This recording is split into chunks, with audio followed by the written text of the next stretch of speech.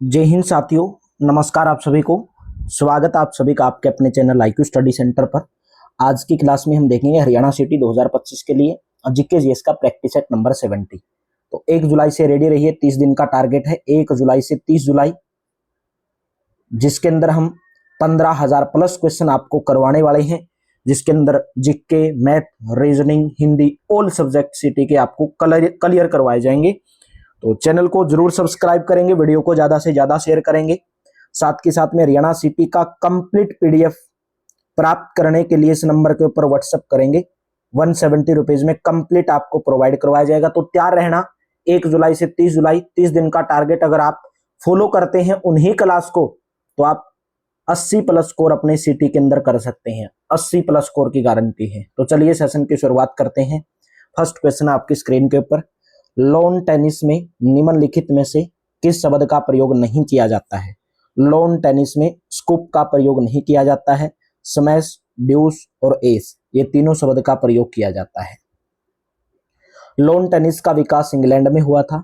इसकी सर्वोच्च संस्था इंटरनेशनल टेनिस फेडरेशन यानी कि ITF है, जिसकी स्थापना 1913 में पेरिस में की गई थी। पेरिस फ्रांस की राजधानी है। इस खेल में प्रयुक्त होने वाली प्रमुख शब्दावली backhand drive, smash, deuce, ace, half, volley, tie breaker, love, change, set, in, out, ये सब इसकी शब्दावली है। निम्नलिखित में से कौन सा खेल यूथांट कप, यूथांट कप कौन से खेल से संबंधित है? यूथांट कप है lawn tennis. B option correct रहेगा। यूथांट कप लॉन टेनिस घुड़दौड़ से डर्बी कप, पोलो से इजरा कप, लॉन टेनिस से Hopman cup, Heineken cup. Next, निम्नलिखित में से कौन सा सबसे पुराना ग्रैंड स्लैम टेनिस टूर्नामेंट है? B option Wimbledon. B option will be correct. Wimbledon grand slam विश्व का सबसे पुराना ग्रैंड स्लैम टेनिस टूर्नामेंट है। इसका आयोजन 1877 में प्रत्येक वर्ष विश्व युद्ध 1914 से 1839 से 45 में द्वितीय विश्व युद्ध को छोड़कर लंदन के विंबलडन में स्थित ऑल इंग्लैंड क्लब में किया जाता है।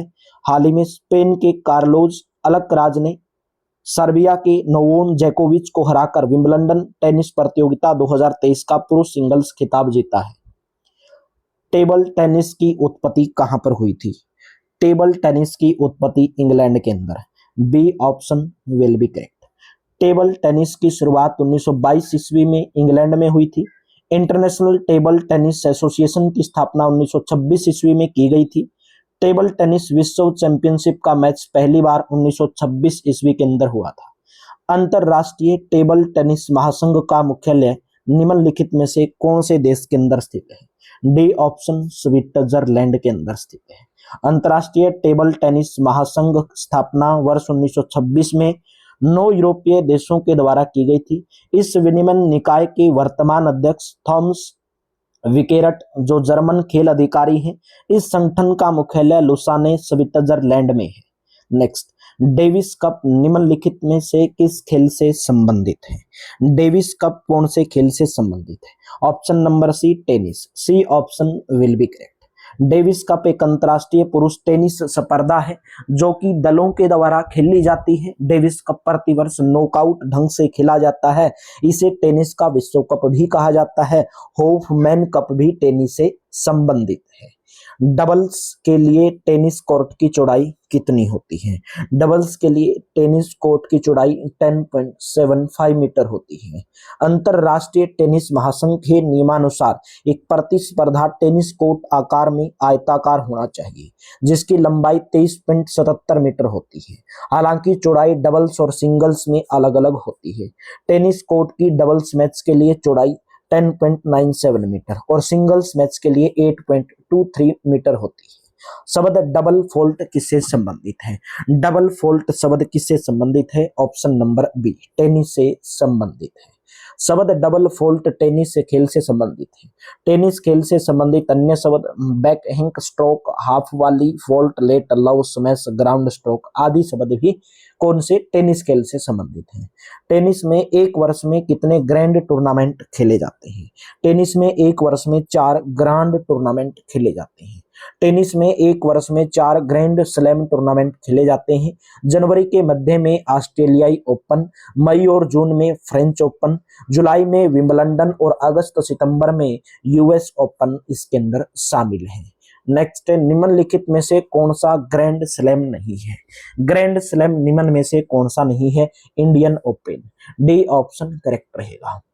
नेक्स्ट क्वेश्चन है, जैमिंग शब्द निम्नलिखित में से किस खेल से संबंधित है? जैमिंग जो शब्द है वो लॉन टेनिस से संबंधित है। ए ऑप्शन करेक्ट रहेगा। जैमिंग शब्द लॉन टेनिस से संबंधित है। स्वतंत्र भारत में विंबलडन टेनिस चैंपियनशिप में भारत का प्रतिनिधित्व करने वाले पहले भारतीय खिलाड़ी कौन बने हैं? Option number C, Ramanathan Krishnan. C option correct रहेगा। रामनाथन कृष्णन स्वतंत्र भारत में विंबलडन टेनिस चैंपियनशिप में भारत का प्रतिनिधित्व करने वाले पहले भारतीय खिलाड़ी थे। इन्होंने 1950-1960 के दशक में भारत का प्रतिनिधित्व किया है। ब्लीडर शब्द कौन से खेल से जुड़ा हुआ है? ब्लीडर शब्द जुड़ा हुआ है बॉक्सिंग से। डी ऑप्शन करेक्ट रहेगा। ब्लीडर शब्द बॉक्सिंग खेल से जुड़ा हुआ है। बैबिट, punch, break, cut, defence, down, hook ये आदि बॉक्सिंग से संबंधित अन्य प्रमुख शब्दावलियां हैं। पुरुष हैंडबॉल खेल में बॉल का भार कितना होता है? राइट ऑप्शन बी ऑप्शन 425 से 475 ग्राम। पुरुष हैंडबॉल खेल में बॉल का भार 425 से 475 ग्राम होता है। निम्नलिखित में से कौन सा शब्द तैराकी के खेल से संबंधित नहीं है? राइट ऑप्शन रहेगा option number C, poultry penalty corner. C option correct रहेगा। पेनाल्टी कॉर्नर हॉकी खेल से संबंधित है। अन्य सभी तैराकी से संबंधित खेल हैं। बास्केटबॉल कोर्ट की विमाएं कितनी होती हैं? तो बास्केटबॉल कोर्ट की जो विमाएं होती हैं वो होती हैं 28 गुणा 15 मीटर। डी ऑप्शन करेक्ट रहेगा। अंतर्राष्ट्रीय बास्केटबॉल महासंघ फीफा के अनुसार बास्केटबॉल कोर्ट की लंबाई 28 मीटर, चौड़ाई 15 मीटर होनी चाहिए। लंबाई 28 मीटर, चौड़ाई 15 मीटर। रिंग की ऊंचाई 10 मीटर। बास्केटबॉल के रिंग का व्यास होना चाहिए 46 सेंटीमीटर। देवेंद्र झाझरिया ने विश्व पैरा एथलेटिक्स ग्रांड प्रिक्स में कौन सा पदक या स्थान जीता? ऑप्शन नंबर सी, रजत पदक जीता था। देवेंद्र झाझरिया ने विश्व पैरा एथलेटिक्स ग्रांड प्रिक्स में रजत पदक स्थान हासिल किया था। किसके खेल में 5-5 खिलाड़ियों की दो टीमें गेंद को जमीन से 10 फीट ऊपर मौजूद हुप्स में डालकर स्कोर करने का प्रयास करती है? कौन से खेल में? बास्केटबॉल में। बी ऑप्शन करेक्ट हो जाएगा। बास्केटबॉल के खेल में 5-5 खिलाड़ियों की दो टीमें गेंद को जमीन से 10 फीट ऊपर मौजूद हुप्स में डालकर स्कोर करने का प्रयास करती है। सिमोन बाइल्स का संबंध कौन से खेल से है? सिमोन बाइल्स का जो संबंध है वो जिम्नास्टिक से है। बी ऑप्शन करेक्ट रहेगा। सिमोन बाइल्स एक प्रसिद्ध अमेरिकी जिम्नास्ट है। रियो डी जेनेरियो ओलंपिक 2016 में सिमोन बाइल्स एक ही खेल में 4 स्वर्ण पदक जीतने वाली पहली महिला अमेरिकी जिम्नास्ट बनी थी। नेक्स्ट क्वेश्चन, खेलो इंडिया यूथ गेम्स के चौथे संस्करण में महाराष्ट्र ने कितने स्वर्ण पदक जीते थे? तो महाराष्ट्र ने 45 स्वर्ण पदक जीते थे। खेलो इंडिया यूथ गेम्स 2025 कहां पर हुए हैं? वो बिहार के अंदर हुए हैं। ये बात भी आपको ध्यान में रखनी है। नेक्स्ट, निम्नलिखित में से खिलाड़ी खेल का कौन सा युग्म सही है? मनप्रीत सिंह मुक्केबाजी, नीरज चोपड़ा भाला फेंक।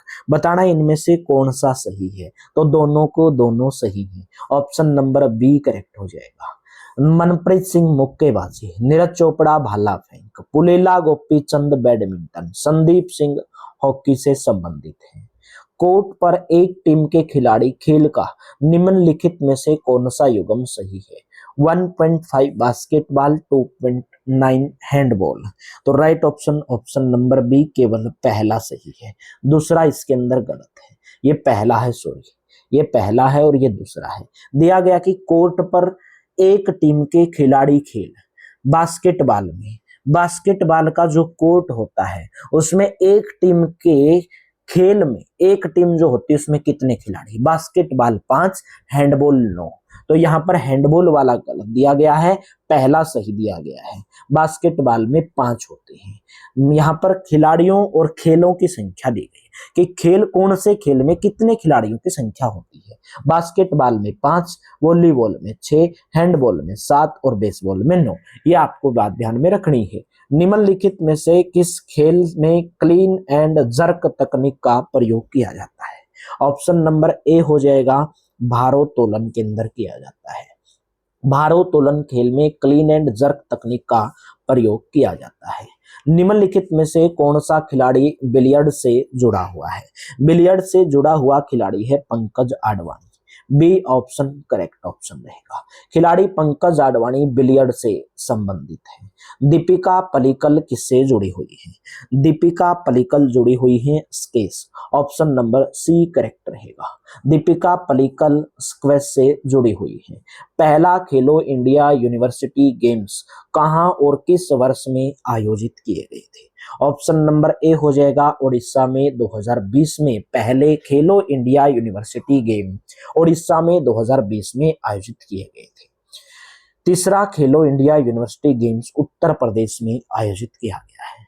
नेक्स्ट क्वेश्चन है, मुकाबले को समाप्त घोषित करने के लिए एक फ्री स्टाइल पहलवान के पास अपने प्रतिद्वंद्वी के विरुद्ध कितने अंक होने चाहिए? ऑप्शन नंबर ए करेक्ट रहेगा, 10 अंक होने चाहिए। फ्री स्टाइल पहलवान के मैच के किसी भी चरण में अपने प्रतिद्वंद्वी पर 10 अंकों की बढ़त बनाने की स्थिति में मुकाबले के परिणाम की घोषणा कर दी जाती है। फ्री स्टाइल कुश्ती मार्शल आर्ट कुश्ती एक शैली है। यह ओलंपिक खेल में लड़ी गई 2 कुश्ती शैलियों में से एक है। निम्नलिखित में से किस राज्य ने खेलो इंडिया यूथ गेम्स 2021 की मेजबानी की है? राइट ऑप्शन हो जाएगा ऑप्शन नंबर सी हरियाणा ने।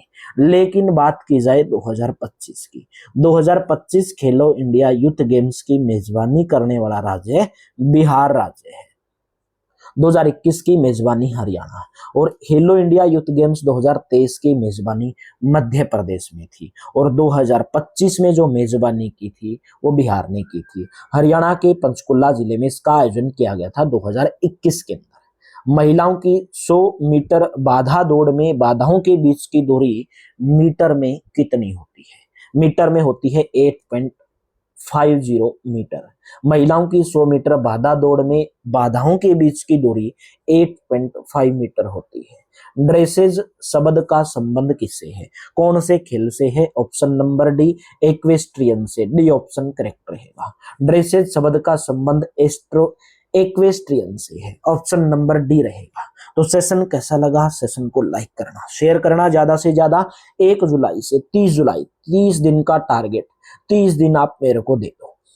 अगर आप सिलेक्शन सुनिश्चित करना चाहते हैं जिसके अंदर मैं आपको हर सब्जेक्ट कराऊंगा, 15,000 प्लस बैंक क्वेश्चन रहेंगे जिसके अंदर आपको हरियाणा सिटी पास कर सकते हैं, 80 प्लस नंबर आप प्राप्त कर सकते हैं।